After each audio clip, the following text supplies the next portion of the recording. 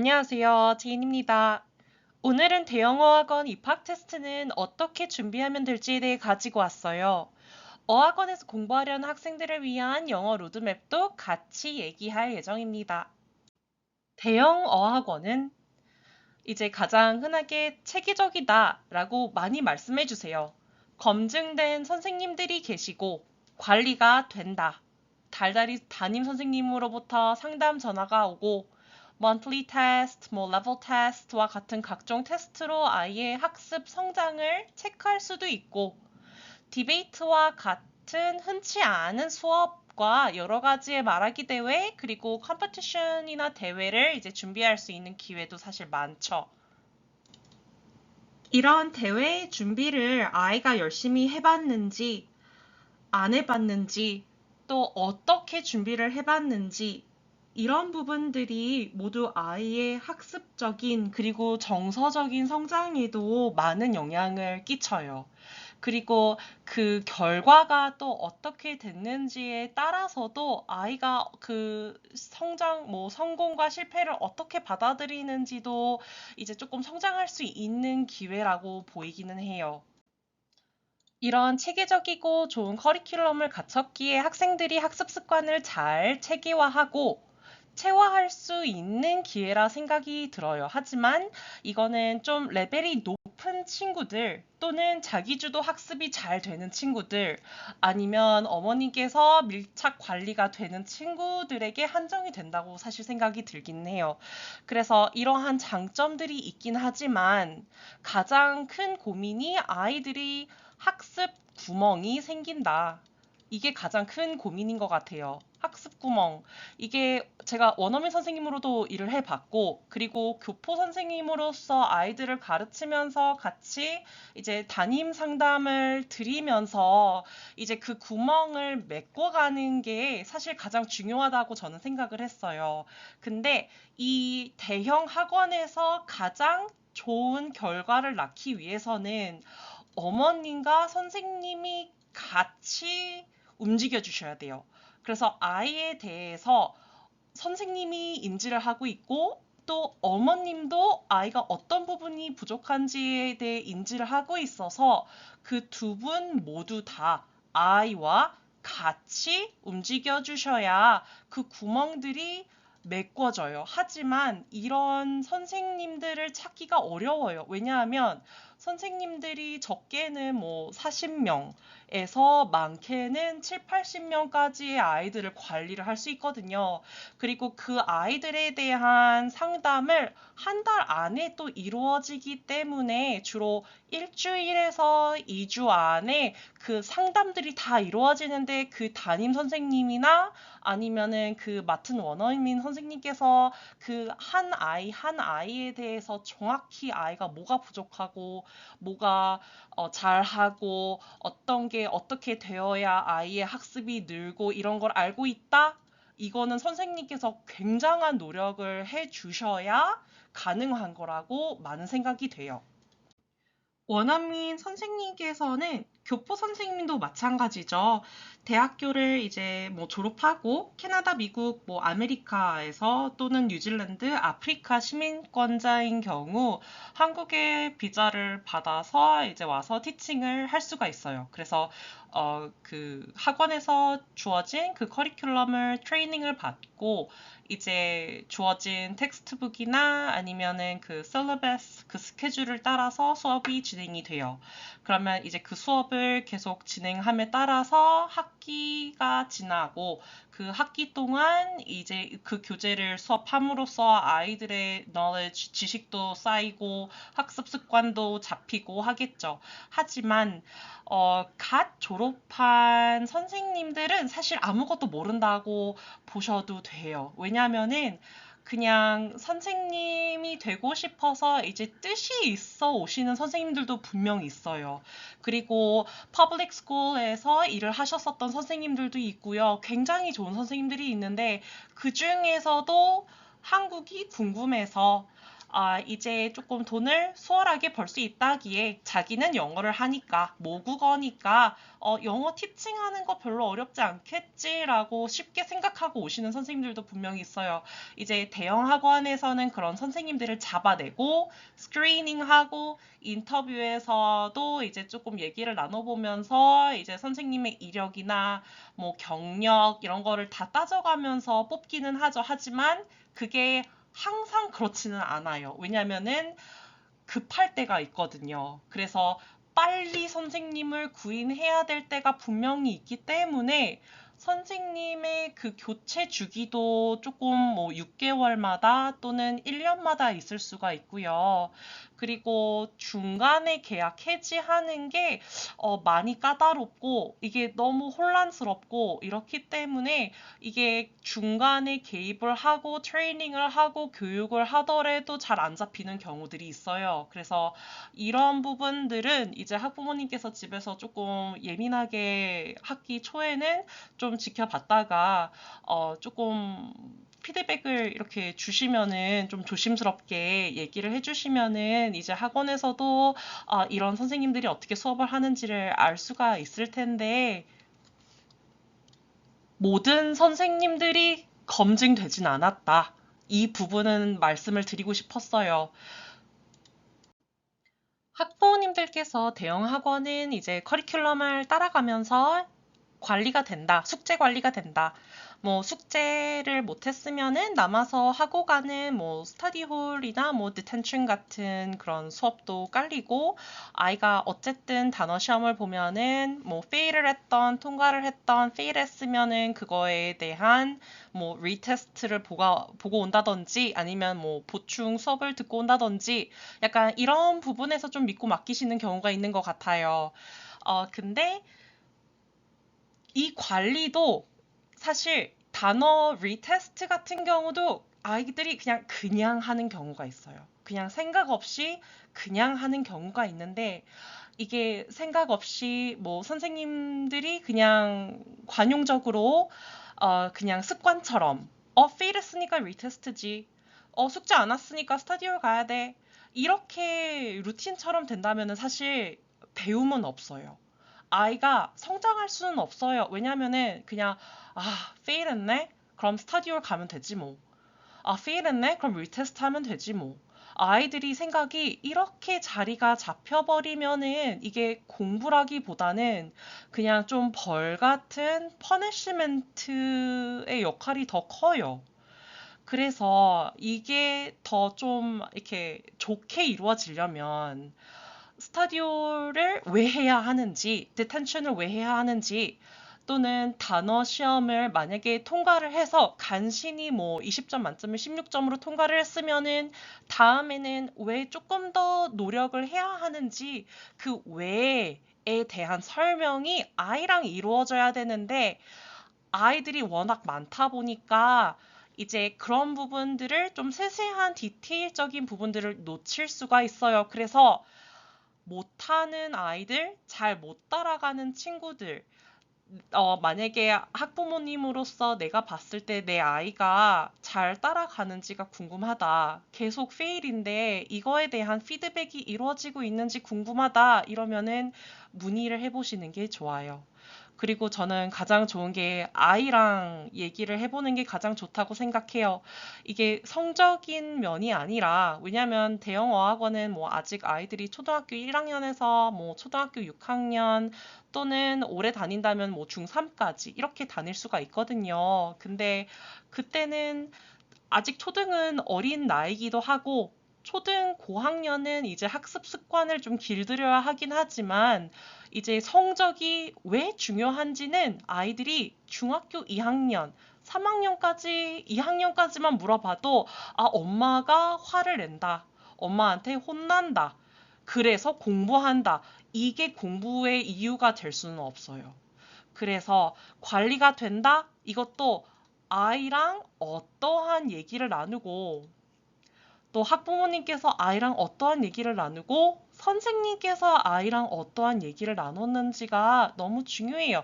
그래서 여기 다시 돌아가죠. 이 학습 구멍은 아이와 어머님과 선생님이 이 아이에 대해서 삼위일체로 굉장히 잘 알고 계셔야 돼요. 학부모님과 아이가 그리고 선생님. 디베이트나 말하기 대회 이런 것들은 정말 특별한 수업인 것 같아요. 그래서 대형 학원에 만약에 들어가서 수업을 하고 있다. 그럼 이런 기회가 있으면은 무조건 해보는 게 저는 가장 좋은 것 같아요. 근데 이것도 마찬가지로 아이와 소통해야 한다는 점.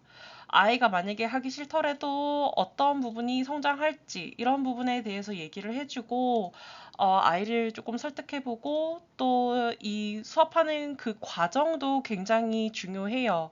그래서 그 과정이 충분했으면은 결과가 이렇게 조금 뭐 상을 못 탔더라도 좀 아이 스스로 굉장히 그 뿌듯함, 그 배움, 스스로 성장함, 이런 거를 좀 느끼게 될 수 있는 기회일 것 같아요. 그래서 이렇게 디베이트 대회, 뭐, 말하기 대회, 마켓 대회 이런 부분들은 아이들의 동기부여에 가장 좀 좋은 요소인 것 같아서 이런 것들은 그냥 적극 이렇게 활용을 하면 좋겠다. 네. 지금까지는 대형 어학원에서 근무를 하면서 이렇게 제가 봤을 때 아이들에게 학습적으로 좋았었던 점, 그리고 빈틈이 있다면은 그 부분을 조금 어떻게 채워 나가야 하는지 이런 부분에서 얘기를 했는데요. 이번에는 대형 어학원 입학 테스트에 대해서 얘기를 할 예정이에요. 모든 학원들이 리딩, 리스닝, 문법, 단어, 스피킹, 라이팅을 보지는 않아요. 그래서 어학원 이제 원어민이 있는 선생님이 있는 학원이면은 스피킹, 라이팅이 추가가 되긴 하지만 기본적으로 리딩, 리스닝, 문법 그리고 단어까지는 봐요. 예로 들어서 최선어학원 같은 경우에는 리딩, 리스닝, 문법 이렇게 세 가지 과목을 시험을 보는 것 같더라고요. 그리고 청담 같은 경우에는 프리 테스트 같은 거를 먼저 본 다음에 아이가 어떤 수준인지를 파악해서 이제 그게 IBT 토플 보는지 아니면은 주니어 토플인지 아니면 EPT라는 English Proficiency Test라는 거를 보게 되어 있는데 EPT 같은 경우에는 이게 자체 제작한 건지 아니면 스탠더드한 그냥 원래 있는 시험지인지는 잘 모르겠어요. 근데 EPT 같은 경우에는 조금 더 낮은 레벨 아이들이 이렇게 보게끔 되어 있는 것 같더라고요. 폴리랑 연계되는 그 중등어학원 엠폴리 같은 경우에는 이 모든 과목을 이제 시험을 보게끔 되어 있는데 스피킹 라이팅을 빼고는 컴퓨터로 보게끔 되어 있기도 해요. 그래서 지필평가 연필로 보는 시험도 있지만 컴퓨터로 보는 시험도 있어요. 뭐 대치에서 3대 여학원 초등에서 되게 인기 많은 학원이라고 들었는데 MI 같은 경우에는 리딩 그리고 문법, 단어, 스피킹, 라이팅 이렇게 하나 둘 셋 넷 다섯 가지의 과목을 보는 걸로 알고 있어요. 그래서 리스닝은 안 보지만 이 리스닝은 아마 스피킹에서 원어민 선생님이랑 인터뷰를 하면서 이 아이가 어느 정도를 이해를 했는지를 보실 것 같기는 해요. 리딩 같은 경우에는 제가 지난번에도 말씀을 드리긴 했는데 이게 문제 유형별로 나오는 경우가 있어요. 그래서 문학 지문보다는 비문학 지문을 읽을 경우가 더 많고요. 그래서 뭐 초등학교 뭐 1, 2학년, 3, 4학년 초등 위주 어학원이다. 그러면 뭐 genre, 장르 또는 뭐 author's purpose, 저자의 뭐 목적이라든지 이런 질문들을 물어볼 수 있어요. 그래서 이런 거는 그래도 좀 정확히 알고 가는 게 좋아요. 이 장르가 뭐 픽션인지 non-fiction인지 픽션이면은 어느 장르의 픽션인지 왜 그 픽션인지 뭐 판타시면은 매지컬한 요소가 있기 때문에 판타시 픽션인 거 약간 이 정도만 알고 있어도 괜찮아요. 장르를 설명하기에는. 그리고 문제 유형 같은 경우에는 이게 뭐 factual, non-factual 뭐 또는 뭐 inference 아니면 concluding 결론을 내리는 문제. 그래서 reading 시험을 보고 난 다음에 이제 그 report card 성적표에서 이제 확인을 했을 때 그 어떤 문제 유형들이 틀렸는지가 나올 수가 있죠. 리스닝도 마찬가지로 이제 리스닝을 듣고 그리고 그거에 해당되는 문제를 풀 수 있어요. 이것도 마찬가지예요. 질문들이 다 퀘션 타입이 있기 때문에 어렸을 때부터 이게 팩트 퀘션인지 아니면 디테일 퀘션인지 이 두 가지를 구분할 수 있는 정도는 되어야 아이들이 조금 더 수월하게 문제를 풀 수 있을 거예요. 여기에서 문법이나 단어는 사실 조금 테크니컬해요. 이게 아이가 공부를 한다고 해서 이게 할 수 있는 부분은 아닌 것 같아요.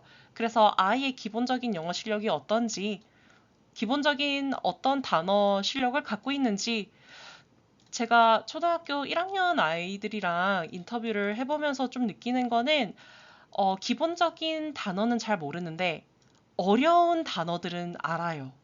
근데 그 아이들은 또 공통적으로 문제가 쉬운 문제에서는 틀리는데 어려운 문제에서는 또 맞아요. 그래서 자기의 학년에 자기 나이에 맞는 수업을 듣지 못하고 그 기본적인 것들을 건너뛰고 좀 더 어려운 거를 하다 보니까 자기 지식이 맞지 않고 약간 맞지 않는 신발을 신는 것처럼 자기 걸로 체화할 수가 없어요. 그래서 그런 친구들은 기본기부터 찬찬하게 먼저 다진 다음에 들어가는 게 좋아요. 마지막으로 스피킹이랑 라이팅인데요. 여기에서 나오는 주제들은 이제 제가 일하던 그 어학원에서도 많이 쓰던 주제이긴 한데 제가 거기에서 가지고 온 건 아니고요. 인터넷에서 구글에서 뭐 persuasive essay topic for 뭐 elementary 그래서 뭐 초등학교 설득문 에세이 주제 이런 거를 치면은 100개, 뭐 200가지의 주제가 나와요. 근데 그 중에서도 좀 추리고 추려서 지금 현재 레벨 뭐 초등학교 1학년 아이들은 뭐 Are dogs better than cats? Should children have pets? 아이들은 뭐 애완견을 아니면은 뭐 동물을 이렇게 키울 수 있는지 에서부터 뭐 Should the government invest in space exploration? 이런 거는 디베이트에서도 많이 나오는 토픽이긴 한데 우주 탐사를 정부가 지원을 해야 하는지 또 왜 그렇게 생각하는지 이런 거에 대해서 많이 물어봐요. 그래서 이런 아카데믹한 주제로 스피킹과 라이팅이 이루어진다는 점. 그래서 초등학교 1, 2학년 정도는 이 질문에 대해서 뭐 만약에 잘 이해를 못했으면은 뭐 teacher I didn't understand. Could you please explain it to me better? 더 설명해 줄 수 있나요? 이 정도만 사실 물어봐도 이 친구는 자기가 모르는 부분을 질문을 함으로써 배우려는 이렇게 욕구가 있구나. 그런 방법을 알고 있구나라고 선생님이 인지를 하거든요. 또 라이팅 같은 경우에는 초등 1, 2학년 친구들은 뭐 one page essay, five paragraph essay, 5문단 에세이를 요구를 하기보다는 Are dogs better than cats가 토픽이면은 뭐 yes, dogs are better than cats because 자기 이유를 들고 예시를 적고 추가 이유를 들고 또 추가 예시를 들 수 있는지 그래서 한 질문에 대해서 한 두세 가지의 이유와 example을 들 수 있는지 그래서 반복적인 내용보다는 자기 생각을 구체적으로 표현할 수 있는지 그래서 quality를 많이 봐요. 이 아이가 얼마나 자기 생각을 글로 잘 표현할 수 있는가. 그래서 뭐 스펠링 틀리고 뭐 맞춤법 틀리고 이런 거 문법적인 거 틀리고 이런 거는 선생님들도 다 알아요. 이 아이는 초등학교 1학년이고 영어가 언어적으로 완벽하지 않겠구나 아는데 이 아이가 좀 거침없이 글을 쓰고 자기 생각을 적고 할 수 있는지 왜냐면은 그 정도의 이제 글 실력을 갖고 있다면은 어느 정도의 단어 베이스가 좀 갖춰져 있다라는 얘기기도 하거든요. 그 학년 때에. 또 그리고 또 아셔야 하는 게 이제 영어 유치원 또는 일반 유치원에서 이제 초등학교 1학년 되면서 영어 학원을 찾으실 때 어느 정도 웬만한 대형 학원들은 AR 3점대를 봐요. 그래서 초등학교 1학년이지만 초등학교 3학년 수준의 미국 교과 과정을 이렇게 원활하게 소화할 수 있는지 그거를 봐요. 그래서 그 정도의 영어 실력을 갖춰야 입학 테스트를 봐도 조금 수월하게 입학하실 수 있을 것 같다라는 생각이 들어요. 여기에서는 이제 라이팅으로 제가 한번 예시를 가지고 와봤는데요. should all people be vegetarians? 모든 사람들은 채식주의가 되어야 하는가? 이걸 물어보고 있어요. 그러면 라이팅에서는 yes, no, 자기 의견을 표하라고 하죠. 근데 아이들이 가장 많이 빼먹는 게 이 브레인스토밍 과정이에요. 그래서 그냥 생각하고 그냥 쓰기 시작하는데 이 브레인스토밍 이렇게까지 많이 안 하더라도 정말 자기가 얘기할 거 1, 2, 3 이것만 적더라도 에세이가 조금 더 정리가 되고 또 선생님도 이 친구가 브레인스토밍을 할 줄 아는 친구구나 이것도 또 인지를 하게 되죠. 그래서 채식주의면은 프로틴, 단백질 아니면은 프로틴이라는 단어를 모를 수 있으니까 meat 이런 nutrient. 그래서 이런 vegetarian과 관련된 단어들이 에세이에 나와야겠죠. 그래서 채식주의가 되는 이런 프로틴인지 몇 프로가 필요한지 이런 건 아이들이 모르는데 for example, evidence를 항상 물어보거든요. example 예시들을. 그러면 개인적인 예시여도 괜찮아요. 그래서 이러한 브레인스토밍 과정을 거치면은 글 쓰는 게 조금은 더 수월해요. 그래서 중학생 친구들이 수행평가를 할 때도 그 토픽에 대해서 주제에 대해서 글 쓰는 걸 굉장히 어려워하는데 이 브레인스토밍 과정을 좀 거치면은 이 브레인스토밍 과정 이 한 가지 한 가지의 이 아이디어들을 문장으로 만들면은 금방이거든요. 네. 그래서 채식주의자가 내가 생각했을 때는 나는 되기가 싫어. 왜? it's tasty. 에서 시작할 수 있어요. Why is it tasty? 그럼 nutrient라 그러면은 여기 nutrient가 뭐가 있지? 비타민이 있나? vitamin은 아이들이 충분히 알 수 있는 단어잖아요. 그래서 스스로 생각했을 때 적어보고 그래서 이러한 주제들을 많이 좀 브레인스토밍 해보고 아이디어를 이렇게 만들어내는 거에 대해서 자기가 틀렸다라고 생각하면은 적지 않는 친구들이 있거든요. 그래서 굉장히 긍정적인 격려와 그냥 적어도 스펠링 틀려도 괜찮아. 일단 적어봐. 너의 생각하는 게 다 글로 온전히 이렇게 나타날 수 있게끔 그거를 많이 격려를 해주시면 좋을 것 같아요. 이거는 이제 학년별 로드맵인데요. 1, 2학년, 그리고 3, 4학년, 5, 6학년 이렇게 나눠봤어요. 왜냐하면은 이때가 가장 흔들리시는 시기인 것 같아요. 학부모님들이 1, 2학년 다니고 좀 어느 정도의 이렇게 적응이라든지 좀 성과가 안 보인다면은 옮기고 다른 학원 다녀보고 또 3, 4학년 때가 이제 고학년으로 가는 중간 단계이니까 이렇게 1, 2학년 때처럼 재밌게 하면 안 될 것 같은데 하면서 이제 많이 옮기시는 분들도 있는 것 같고요. 또 3, 4학년까지 믿고 보내주셨다가 이제 5, 6학년 때는 한국식 이제 문법 학원으로 바꿔야겠다 하고 이제 최선이나 크라센 아니면 다른 이제 학원들로 이동하시는 경우도 많아요.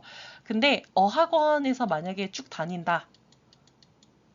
하면은 어떤 목표를 갖고 좀 어떤 부분에서 성장을 해야 하는지를 조금 고민을 하고 가지고 와봤는데 1, 2학년 때는 아이들이 손이 작아서 글을 많이 쓰는 거 그리고 오래 쓰는 거를 아직은 힘들어해요. 그래서 글 쓰는 것 자체에 대한 그 습관을 들여야 돼요. 그래서 영어는 질문이 What is your name? 이면은 Jane 이라고 하는 게 아니라 My name is Jane 이라고 해서 이 restate를 해요. 그래서 short answer나 아니면은 또 질문을 받았다거나 하면은 그 질문에 대해서 생각을 한 다음에 그거를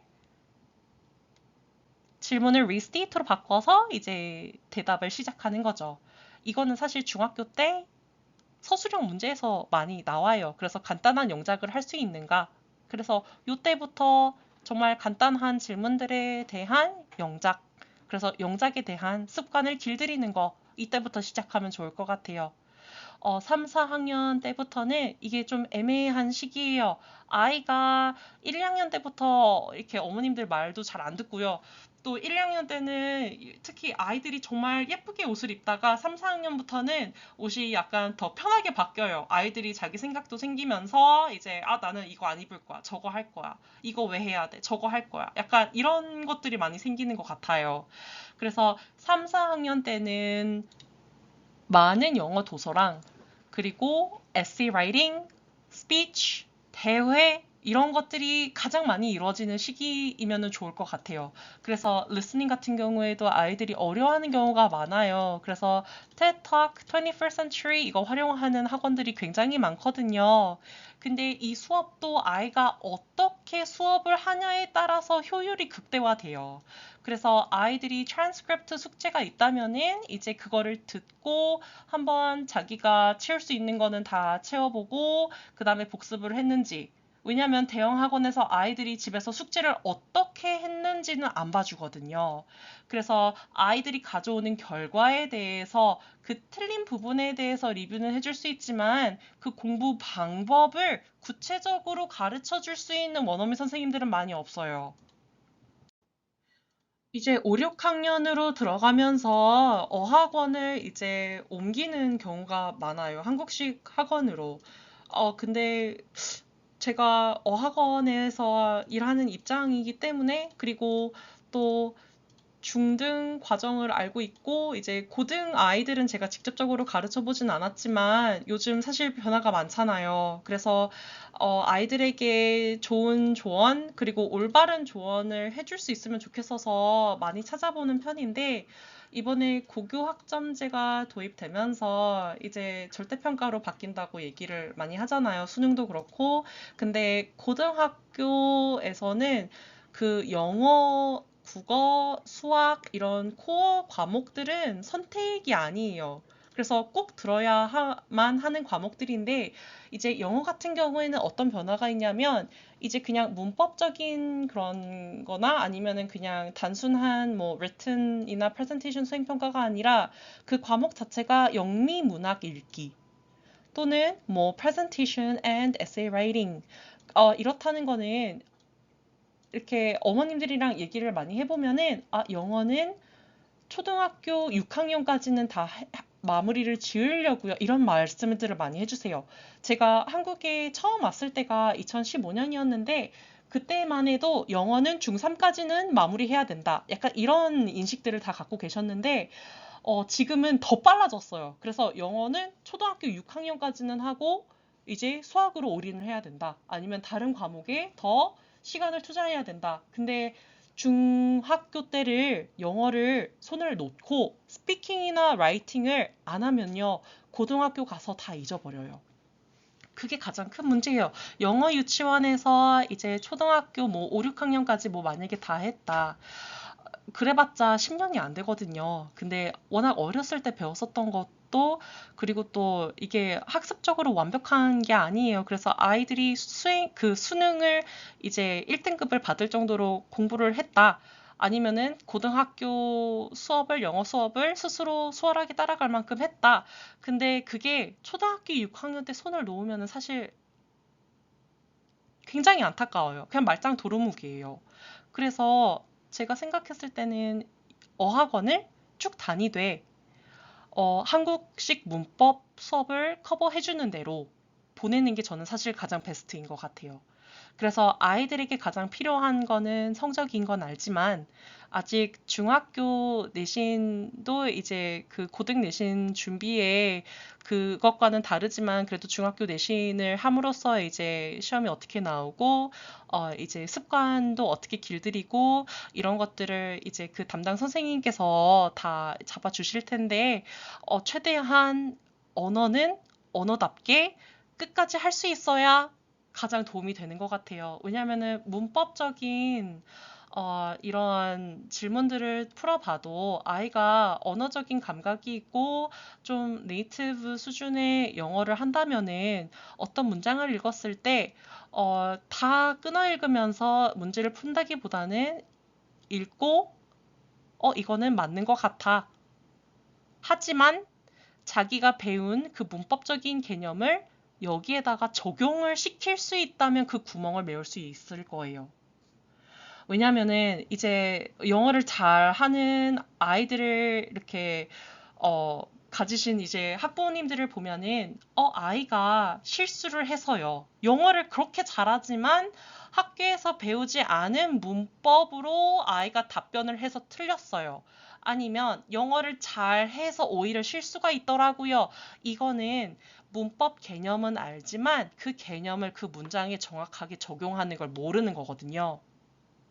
그래서 오히려 잘할수록 사실 이런 문법 내신 시험 이거에 대해서 조금 더